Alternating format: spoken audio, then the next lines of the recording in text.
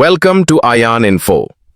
आज की कहानी की शुरुआत होती है उस घर से जहां हर दिन की तरह एक सामान्य सा माहौल था। लेकिन किसे पता था कि एक छोटी सी बात, एक साधारण सी मिठाई का टुकड़ा पूरे परिवार को हिलाकर रख देगी। सरू सुबह से ही थोड़ी उदास थी। उसके चेहरे पर हल्की चिंता साफ झलक रही थी।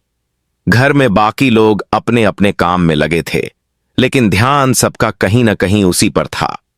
इस बीच अनिका रसोई में गई और वहां रखे लड्डुओं को देखकर उसके मन में अचानक इच्छा जाग उठी। उसने बिना किसी से पूछे लड्डू उठाया और खाने लगी।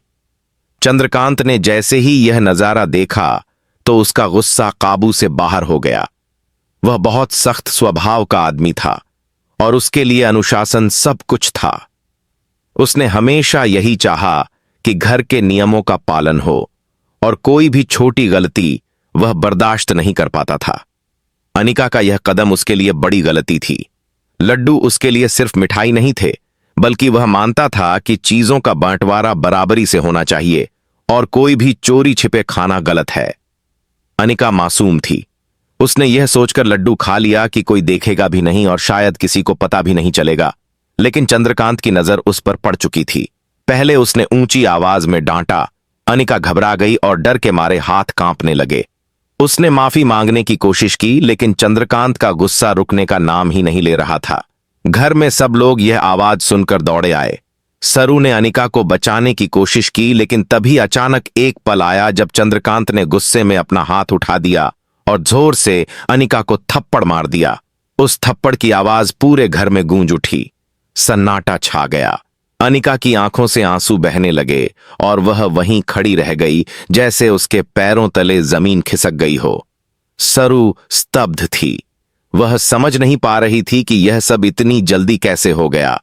चंद्रकांत का चेहरा अब भी गुस्से से लाल था, लेकिन बाकी सबके चेहरों पर सदमे की झलक साफ नजर आ रही थी। यह पल इतना भारी था कि किसी के पास बोलने के लिए शब्द ही नहीं बचे। एक छोटे से लड्डू ने पूरे परिवार के माहौल को पलट कर रख दिया था। और यहीं से शुरू होती है उस तूफान की कहानी, जो धीरे धीरे सरू की जिंदगी को और मुश्किलों में धकेलने वाला था। थप्पड़ पड़ने के बाद घर का माहौल पूरी तरह बदल चुका था। अनिका की आंखें आंसुओं से भीग चुकी थीं और वह बिन बोले अपने कमरे की ओर चली गई। पूरे घर में अजीब सा बोझ उतर आया था। कोई कुछ बोल नहीं रहा था, बस खामोशी ने सबको जकड़ लिया था। चंद्रकांत अपने गुस्से को सही ठहराने की कोशिश कर रहा था। वह बार बार कह रहा था कि अनुशासन जरूरी है और अगर छोटी छोटी बातों पर ध्यान नहीं दिया जाएगा तो घर का माहौल बिगड़ जाएगा। लेकिन उसके इस तर्क से सब लोग सहमत नहीं थे। घर के कुछ लोग अंदर ही अंदर सोच रहे थे कि एक लड्डू के लिए इतनी सख्ती, इतना गुस्सा और थप्पड़ मारना सही नहीं था। सर्वाधिक दबाव सरू पर आ गया। एक ओर वह अनिका को देख रही थी, जो अकेले कमरे में रो रही थी, और दूसरी ओर चंद्रकांत खड़ा था, जो अपने फैसले को सही साबित करने पर अड़ा था। सरू बीच में फंस गई थी। उसने धीरे से कहा कि बात को शांत करने की कोशिश करनी चाहिए, लेकिन उसकी आवाज किसी ने नहीं सुनी। धीरे धीरे घर के लोग बातें करने लगे। किसी ने कहा कि अनिका की गलती थी, उसे लड्डू बिना पूछे नहीं खाना चाहिए था। लेकिन कुछ लोग यह भी कहने लगे कि सरू ही असली वजह है, क्योंकि अगर उसने पहले से ध्यान रखा होता तो यह घटना होती ही नहीं। इस तरह अनजाने में सारी उंगलियां सरू की ओर उठने लगीं। सरू के लिए यह बहुत भारी पड़ रहा था। वह पहले से ही परेशान थी और अब उस पर आरोप भी लगने लगे। उसे समझ नहीं आ रहा था कि वह किस तरह इस माहौल को संभाले। उसकी हालत ऐसी हो गई थी कि वह बोलते बोलते रुक जाती और उसकी आंखों में नमी भर आती। अनिका अब भी चुपचाप बैठी हुई थी। उसका दर्द गहरा था, लेकिन सरू का दर्द अलग था। वह जानती थी कि सच्चाई कुछ और है, लेकिन परिवार की नजरों में वह ही कसूरवार बनती जा रही थी।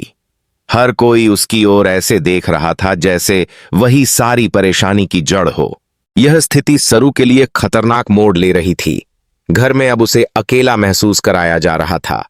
लोग धीरे धीरे उससे दूरी बनाने लगे और यहीं से उस मुश्किल दौर की शुरुआत हुई जब सरू का हर कदम खतरे की ओर बढ़ने लगा। अब कहानी उस मोड़ पर पहुंच चुकी थी जहां सरू के लिए हालात और कठिन होते जा रहे थे। घर का वातावरण पूरी तरह बदल चुका था। पहले जिस सरू को सब अपनेपन से देखते थे, अब उसी पर सवाल उठने लगे थे। हर कोई अलग अलग तरीके से उसे जिम्मेदार ठहराने लगा। किसी का मानना था कि सरू की लापरवाही से अनिका पर यह गुस्सा उतरा, तो कोई कह रहा था कि सरू जानबूझकर माहौल बिगाड़ रही है। इन तानों और आरोपों ने उसके दिल को तोड़ दिया। सरू की चुप्पी ने सबके शक को और बढ़ा दिया। जब जब वह सफाई देने की कोशिश करती, कोई उसकी बात सुनने को तैयार नहीं होता। धीरे धीरे उसे एहसास होने लगा कि इस घर में अब उसका कोई नहीं है। उसकी बातों का महत्व खत्म हो चुका था और हर कोई उसके खिलाफ खड़ा होता जा रहा था। इस माहौल ने सरू को अंदर से कमजोर कर दिया। इसी दौरान अनिका का दर्द भी गहरा होता चला गया। वह चुपचाप कमरे में रहती, लेकिन उसके मन में भी यह विचार आने लगे कि कहीं सरू ही असली वजह तो नहीं थी। अनिका को थप्पड़ तो चंद्रकांत ने मारा था, लेकिन दिल में जो चोट लगी उसने उसे और भी संवेदनशील बना दिया। अब वह भी सरू से दूरी बनाने लगी। यह दूरी सरू के दिल में और गहरी चोट कर रही थी। दिन बीतते गए और घर का तनाव और बढ़ता गया। हर रोज नई बातें, नए ताने और नए आरोप सरू के सामने रखे जाते। वह हर बार चुप रहती, लेकिन अंदर से टूटती जा रही थी। इसी बीच एक दिन घर में अचानक एक ऐसी घटना घटी जिसने सरू को सचमुच खतरे में डाल दिया। सरू अकेली आंगन में काम कर रही थी। बारिश का मौसम था और जमीन थोड़ी गीली हो चुकी थी। काम करते करते उसका पैर फिसला और वह बुरी तरह गिर पड़ी।